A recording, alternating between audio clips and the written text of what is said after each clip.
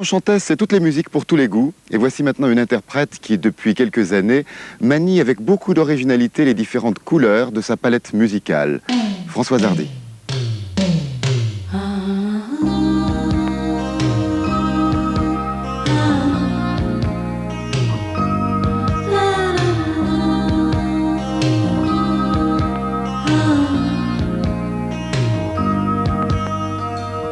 Pour décoller de la planète, il y a des plans plus ou moins nets, comme les piqûres en cachette, l'alcool et les cigarettes. Il y a des pilules, des tablettes, des salades sans vinaigrette. Moi je suis toujours à la fête chez toi. Pour décoller de la planète et s'envoler à perpète, j'ai la meilleure des recettes. Moi vouloir toi, moi vouloir toi.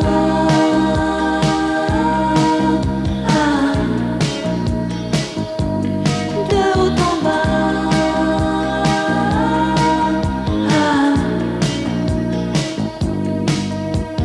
de bas en haut, sans bannir, sans ni bas. Moi vouloir toi, pour décoller de la planète, autrement qu'en super jet, qu'en soucoupe ou en navette, en yogi ou en insecte, pour perdre carrément la tête, sans presser sur une gâchette. Exclusif, je regrette. Moi vouloir toi, moi vouloir toi.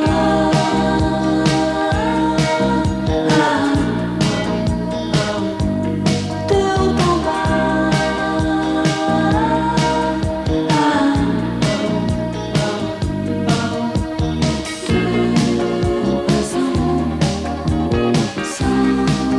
sans bannir, sans ni bas.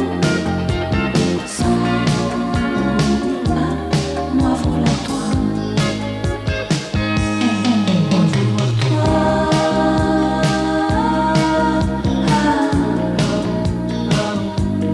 De haut en bas, de bas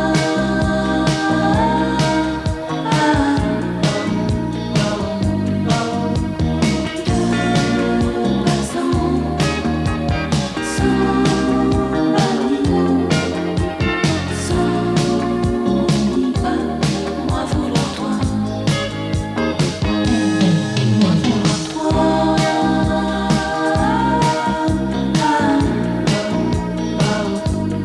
De haut en bas, de bas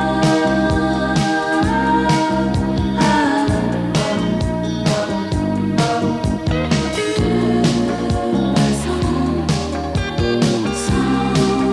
bannir, sans ni bas. Moi vouloir toi, moi vouloir toi.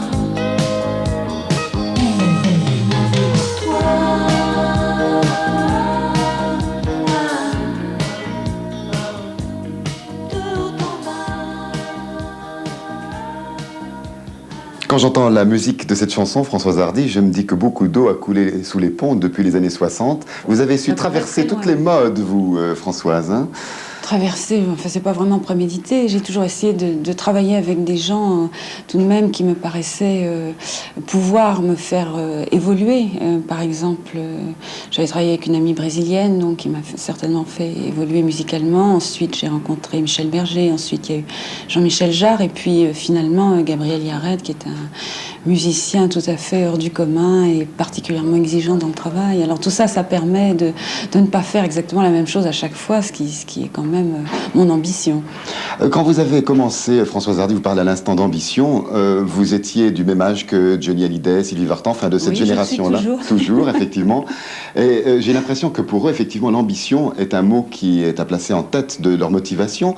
Et pour vous, j'ai pas tellement ce sentiment. J'ai l'impression que vous êtes quelqu'un Je ne sais pas si on peut dire ça, hein. Pour eux, ce serait peut-être dépasser un petit peu les limites permises, mais disons que moi, si j'ai chanté, c'est peut-être un peu pour les mêmes raison aussi, c'est qu'au départ, j'adorais la chanson. J'aime toujours d'ailleurs la chanson comme moyen d'expression, et que c'était mon exutoire le plus efficace, le plus satisfaisant à des problèmes personnels que j'ai comme tout le monde.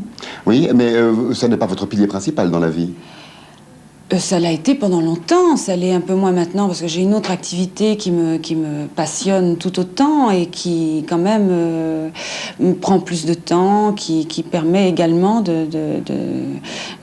d'avancer intellectuellement, qui est l'astrologie. Également, c'est pas exactement le terme, qui permet d'avancer sur le plan intellectuel, alors que la chanson, c'est quand même un petit peu insatisfaisant, disons, sur ce plan-là. Je sais qu'astrologiquement, vous avez rencontré beaucoup de collègues. Oui. Avez-vous déjà rencontré Francis Lalanne? J'ai tenu beaucoup à rencontrer Francis Lalanne parce qu'il fait partie des chanteurs des nouvelles générations qui m'intéressent tout spécialement, et on a fait une émission vraiment exceptionnelle avec lui. Alors s'il fallait trouver un mot qui le caractérise au plan astrologique, quel serait ce mot? Oh là là, ça c'est difficile, je sais pas faire ça, ou alors il faut vraiment que j'y ai pensé avant, mais c'est vrai que ces planètes dominantes qui sont Mercure, Pluton, Saturne font que c'est quelqu'un qui a horreur des sentiers battus, qui aime contester et qui aime faire le contraire de ce que tout le monde fait.